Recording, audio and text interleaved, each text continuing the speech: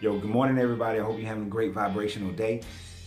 Today I want to talk to you guys about your third eye opening and not being afraid of it. But before I go there, I got to give you the reference point. This conversation is coming because a few days ago I posted on my Facebook page how my heart chakra fully opened. And it created a bunch of conversations. Other people shared it. It was a great conversational piece. So if you haven't seen it, if you're not on my Facebook, go check it out. And just a little plug, if you want to continue to support this channel, you can go to my Patreon account, or you can buy my book, How to Escape Mental Welfare, at coachriens.com/coaching. But to get into this piece, my heart chakra, I said that it was fully open, that it fully bloomed. What I was meaning in that, for that, so there's a clarification of understanding, you don't necessarily have to go read everything, is that you have different areas of your life, different compartments, where your chakras may be open or closed depending upon what department we're talking about. You see, we were talking about just for my heart chakra when it comes to my children. My heart chakra has always been fully open from the moment my daughter was first told that she was conceived. When I was first told that my daughter was conceived, my heart chakra for the love of my children was fully open. So when the next one came, fully open. When my son came, fully open. So my heart chakra was never closed down for my children. When it comes to family, there have been time frames where my heart chakra was closed to my family, where I did not get along with my brothers, sisters, cousins, aunt. I grew up with all my aunts and a ton of cousins. It's like 70 of us, and I know you guys saw the video when we went out of town, but there was a time frame where I was closed down to my family. But then that heart chakra has, some decades ago reopened. Work, in your workspace, you may close down your chakras, or it may be open. When it comes to just having friendships, your heart chakra may be closed down or fully open. So what I was referring to was a part of my heart chakra. I had a meditative experience about 4 weeks ago. And in that meditative experience, just to give you guys the highlights, because the experience is private, but give you the highlights, the meaning behind it. There was a time when my heart chakra for romantic love was fully open. But after 2 disturbing experiences of being betrayed, my heart chakra was closed. It was open to the point of being able to love somebody romantically, but as far as being able to fully fall in love again, it was closed. About 4 weeks ago, after going through a longer period of meditation and working on myself, going through a long period of forgiveness and reorganizing and rethinking things, listening to my spiritual advisors, I realized that my heart chakra still needed to be popped open in order for me to experience the kind of romantic love that I desire. So, and part of that has been because I'm writing a book. I'm writing a book called How to Find Your Divine Soulmate. So in writing that book and working with my spiritual advisors, and then looking back upon myself and my history, my past, and looking at how I've been, I realized that my heart chakra for romantic love was not fully open. And in order for me to have that relationship, to be in that relationship, to have that bliss of happiness, to have that divine soulmate truly be with me, to raise my Kundalini energy, my twin flame, I had to open my heart chakra fully. So I went through months of a process, months of meditation, in order to get my heart chakra to open. And so when it opened, just as some people have said with their third eye awakening, they were terrified. When it opened, it freaked me out a little bit. It terrified me.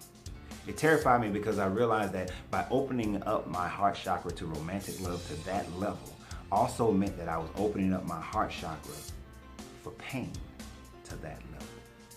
And some people don't want to do that. You may not want to do that.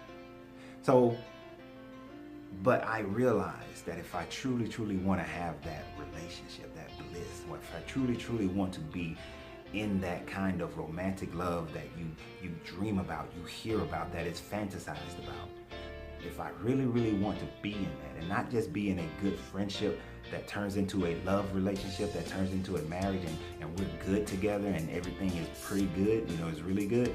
No, to have that relationship where it is phenomenally elation, just words that cannot even describe the amount of joy that I would feel, the amount of compassion that we would have for each other, the fun and everything else that I had to fully open my heart chakra to romantic love.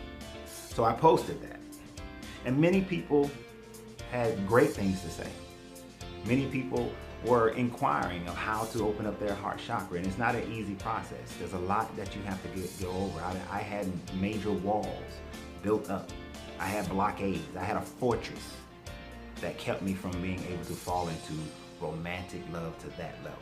So those things had to be diagnosed and broken down, and then go through practical steps in order to open myself up. You know, you have to do things in the physical world to cause things in the spiritual world. So as above, so below.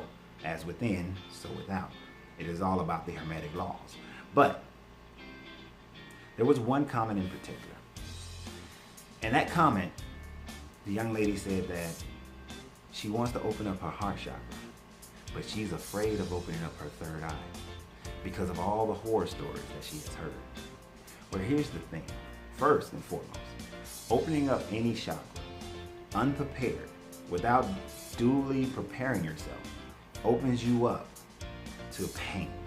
Now, the person, and let me go ahead and say, it opens you, but the joy and the bliss and the advantages of opening up your chakra, any of your chakras, greatly outweigh any negativity. But opening up your third eye chakra is opening you up to the spirit realm, to another dimensional realm. And by doing that, people are often become afraid. See, when you open up your mind, you open up that pineal gland, you know, when you're able to have those visions, we have a idea, a conditioning of what those visions should be like. You should see, if you see what people may call an angelic being, you're expecting that angelic being to be beautiful, for that angelic being to be kind and courteous and nice, and you know, because that's the imagery that we've been given, whether it's Western culture or the Eastern culture, it doesn't matter what culture, the imagery of the good dimensional beings is always beautiful to what beauty is for man. But when you go to another dimensional plane, it's kind of like an alien. If an alien comes here, they may look, let's say they look serpentine. Well, that may freak out humans, and we think that all of them are evil because they look like serpents. Or if they look, and if they have like 12 eyes and, you know, 3 ears and 18 arms and big horns and, you know, pig's nose and all this kind of stuff, we would think they're grotesque, never knowing that they may be the most peaceful, loving, spiritual entities in the universe. We may not know that, but we go by based on what we deem as beauty. So when you go into these third eye dimensional planes, what you deem as beauty, you go to another dimension, another planet, another existence, what we would deem here on beauty based on our conditioning may not be what you see. So fear could set in. Also, I'm gonna be real, every dimensional being, just like on Earth, not every human is good. Not every black person is good. Not every man is good. Not every white person is good. Not every, you know, dog is good. There is no thing that is all good. So going into this realm, yes, there may be beings and entities. There are beings and entities that do not have your best interests. If you go into a dimensional plane that is beneath ours, as a lower dimensional plane, then it's more than likely that since they are of lower consciousness, that they may not necessarily understand the fullness of good and evil. That they may be like, as they talk about the Lemurians, when if you go to some of the ancient texts and ancient writings, the Lemurians did not have their full Merkaba up. Some of them, most of them didn't have their full Merkaba up. So when they crossed the dimensional plane, when the shift changed, the lower beings that were able to leave their dimensional plane and come into ours integrated with them, and they were causing and wreaking havoc simply because they were of lower consciousness. Now, I'm not taking that as a verbatim, that's what happened, but that's the story, that's the telling. So if a lower being, or if a negative conscious being enters your mind, or you encounter one, that may not be what you're looking for nor expect. But this is why there is preparation that is needed. This is why there is understanding that is needed.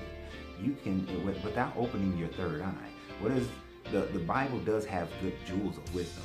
It says that my people will perish for their lack of vision. And most people, if you're Christian, you're going to take that differently than if you're of the conscious mindset. If you're of the conscious mindset, you're going to take that as meaning that you will lack, without having that vision, without your pineal gland being open, without contacting the spirit world, that you may not encounter,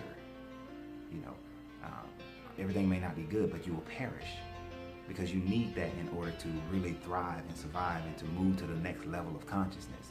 If you were talking to someone who was shamanic, right? A shaman contacts spirits, and they may contact the bear spirit, but does the bear necessarily mean that it's evil? You may contact a dog or a raven. What does the raven spirit mean? What does the dog spirit mean? You have to understand the spirit animal in order to understand what it is. If you're a Hindu and you encounter a tiger, well, what is the representation of the tiger? So the spirit being may exist in something that you see here on earth as ferocious and dangerous, but yet what they represent in the spirit realm could be totally different. So opening up your third eye out of conditioning can cause you to think that things supposed to be a certain way, but they're just not. And so in order to be free, you have to allow for it to be whatever it is and to see it for what it truly is.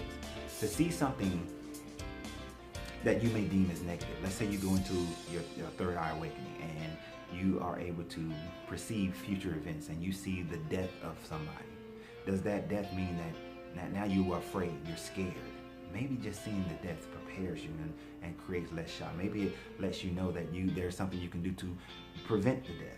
Maybe there's something that you need to learn from it and understand that certain parts of you are dying or is dead and it needs to be revived. You have to truly be able to dig deep to understand the meaning of what you saw. I had a vision of a being, and it was relayed to me that being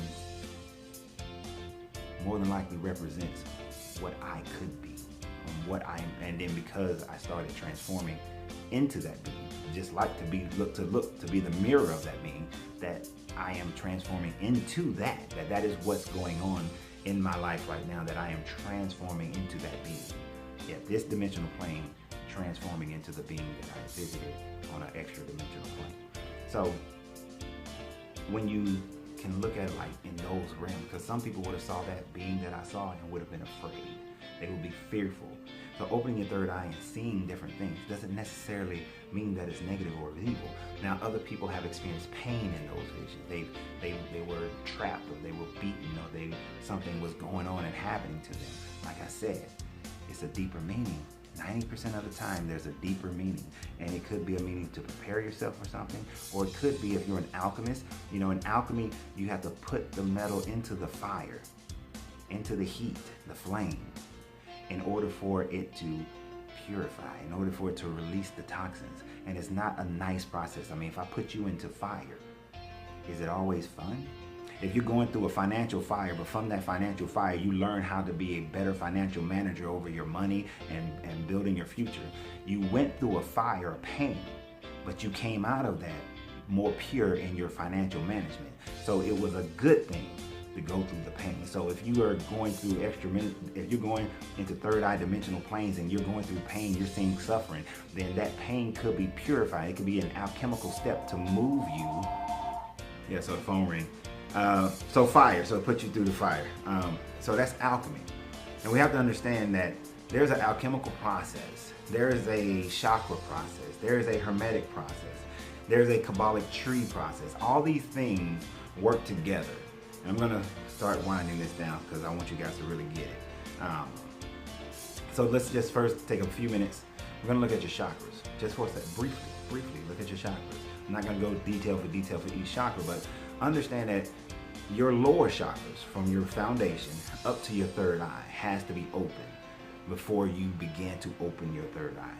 That if you want to open your third eye, have a positive experience, and have the mentality to be able to understand what you see, then there's a few things that have to happen. Opening each one of your chakras, at least to a certain degree, will benefit you. Now, let's say your foundational chakra is blocked by fear. Does this mean that you have to be completely fearless in all categories of things in order to open up your third eye? No, you don't. But in the department, there are certain departments of your third eye that you're going to open. In that department of your fear, it needs to be alleviated. Meaning this, let's say you wanted to open your third eye to know what business for you that you want to get into. See, it's not all about just spiritual things or extra dimensional things, but you want spiritual help in opening up a business. But you have a fear that is relatable to business in your foundational chakra and it's closed and you're still living on that fear. You're afraid to open up a business because businesses fail. You're afraid to open up a business because people have put that information in your mind that you're not qualified, that you're not good enough. You're afraid to open up a business because you don't think that you're ever going to have the money. You're afraid to open up a business because you don't believe that people are going to like your product, buy your product. You have whatever fear you have to open up a business, you have to overcome those fears first. You may have some in your sacral chakra, right? You may have some guilt. You used to have a business, but the business didn't work out. You tried it, but it failed, and you're holding on to the guilt. Because that business failed, maybe you lost some family members, maybe you lost some friends, and you're still holding on to that guilt, and you haven't forgiven yourself for it. And if you're still holding on to that guilt, then you're not going to be able to open that third eye chakra properly to guide you and lead you in the right path. And in your solar plex chakra, if you're holding on to shame, you felt the shame of the fact that you started a business and it didn't work out. Now you're embarrassed. Now you don't just look at it as a mistake. You don't look at it as a learning. You ever heard people say, well, for every failure is looked upon as a learning process. It's not a failure, but something that I've learned from. Well, if your solar plex chakra is still holding on to the shame and looking at it as a mistake, and you're qualifying yourself as a failure because of it, then you will be holding that and you won't be able to fully open that third eye chakra, your heart chakra, the people that you lost, the love that you lost, maybe the love for business. Maybe you shut down your love of business, your love of doing certain things because you don't want to, you don't want to experience that again. The pain of it not working, the pain that people, may have, for the people who lost money, for the pain of people who lost faith in you, lost, confidence in you, the pain that you felt, that you're still closed off to.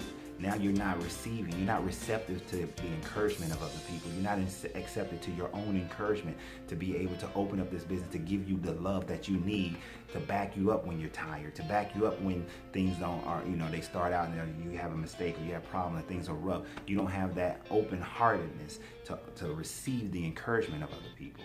And then that throat chakra, that's what we tell ourselves, our self-lies. That self-lies will keep you from doing it. Well, I would open a business, but it's tough out there. I would open a business, but the economy, it's not a good time to open up this business. You tell yourself so many lies to be out. And the worst lies are the ones that are positive, but they're actually negative. And that's like, oh well, I'm gonna work on business, but first I gotta make sure I get all of this taken care of. Oh well, I'm gonna open this business and I'm working on my business because I'm going to all these different conferences, I'm going to these classes, I'm doing all these things, but one thing that I'm not doing is actually doing the work to open up the business because I'm telling myself that I gotta get ready. I'm not ready yet. I gotta get ready. These self-lies, because guess what? Just like having a child, you're never ready. That first one, you're never ready.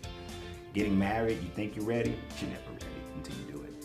Starting that business, you're never ready until you do it. And of course, there's due diligence. Do your due diligence. Measure twice, cut once. Do your due diligence, count the cost. Do all those things. There are jewels of wisdom in that book. Do all those things first. Get that wisdom. But at some point, you just have to go. You just have to execute. So if you're still held up in those, and in that third eye, it's the illusion. If you don't realize that this world is an illusion, that this reality is really what you conform it to be, what you make it to be, that the universe is all mind, that it's mental, and that it's a mental creation, and in order for you to function in it, you have to be able to get your mental creation in line with the mental creation of the universe, so that you can then manipulate higher laws against lower laws. So what am I talking about there? That's the Hermetics. If you don't understand the Hermetics and you open your third eye, then you may find yourself at a disadvantage. Understanding that the all is mental and that this universe is mental, that this is all a mental construct. If you don't hold that, if you don't hold that scepter of power, then yes, you can find yourself in a situation where you do not have the ability to defend yourself against extra dimensional beings. if you don't understand as above, so below, that you got to get this in line before you go there. That the more power, the more confidence, the more wisdom you have in this, then the more power, the more confidence, the more wisdom you have in that. That you have to get those things working. You have to understand that in all creation there is the principle of gender, the law of gender, of generation, of male and female energy. You have to raise the kundalini, the two serpents, has to be raised in order for you to be able to truly master, well not master, because you never master it, but to truly be able to be a powerful being within yourself to handle what it is you're going to see, what it is you're going to be given. Because many gifts have been given to me by going and opening my third eye and visiting and seeing. So you have to get that kundalini raised energy and understand these hermetics, the hermetics of cause and effects. When you're in a vision, but you lack cause and effect, you lack the understanding of cause and effect. For every cause there is an effect, and for every effect there is a cause. That does not just mean here on this dimensional plane, but on every plane there is the law of cause and effect. And only a greater law can impose its will on that law, but the law of cause and effect is incredibly powerful. The only law that truly, the law of mentalism, correspondence, and vibration are the only ones that are truly powerful enough to manipulate the law of cause and effect, where if you're the effect, then those laws help you to then be a causal factor to change the effect, so that you can then move along the polarity scale. So when you see a vision, you go into that third eye and a vision occurs, you see something, understand where it is. First understand what it is, what it truly is, and then where it falls on that polarity scale. Once you understand where it falls on that polarity scale, you can then vibrate at a different level to either go up the scale or down the scale relative to what it was. Sometimes you want to go down the scale. You don't always want to go up the scale, but you want to go up the scale most of the time. You want to vibrate in a way that goes up the scale so that the causal factors begin to move you up the scale, so that the law of rhythm swings you to that side. You see, I saw the dimensional being of what I could be, or what I'm transforming into on this plane. By seeing that and understanding what it was and what it is, I understand the pole that I'm now on. Understanding the pole, I now know what I need to do in order to vibrate, to move further in that direction. So by understanding these hermetic laws, understanding the Kabbalic tree, understanding the Kundalini energy, understanding the chakras, taking all of that into account, because one doesn't operate without the other. They are all relatively saying similar things, but they are all connected and work on different areas. So in order for you to truly be able to open that third eye, these are things you should develop. These are things you should have a greater understanding of. And it's not like you have to be this big sage to start doing it, or you have to know all this stuff to do it. You pick an area, finance, love, money, family, health. Pick an area. You ever see people, they excel in one area? Maybe not in that area, but in this area they excel. They excel because they are focusing on all these things and they're working this craft. They're working their craft in that area and they grow, they become phenomenal at it. You see people who have the best health. They may not be the best financially, but they have the best health. And maybe they have great relationships as well. So they have great health, great relationships, and they live a modest life because their major focus, their major interest is health and love. So in health and love, they're amazing, they're great, they're working these principles, their chakras are open, their kundalini energy is up, they understand the hermetics of it, and they're working, whether they do it consciously or subconsciously, because most people who are excelling don't even realize they know it, but they know it under different terms. So they're doing it, and it's excelling for them. Now, where some people crash and burn is that they can do it in these areas, but they're so lacking in another area that it destroys this one. This is one law being greater than the other. Kind of like you see the actress or the actor, you see the singer, and they're making all this money, they're popular, they're famous, but then they don't understand how to open their chakras up to receive love. They don't understand how to love themselves, and because they don't, they get caught up into a whole other world of drugs and violence or whatever it is that destroys all these other things that they put their life and their energy into, all these other things that they excel at. It destroys all of it simply because they didn't understand a balance. one was greater than the other.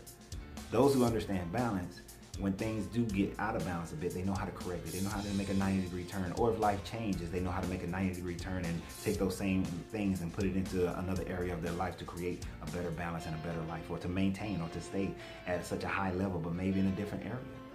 Maybe at a different area, but they still staying at a high level.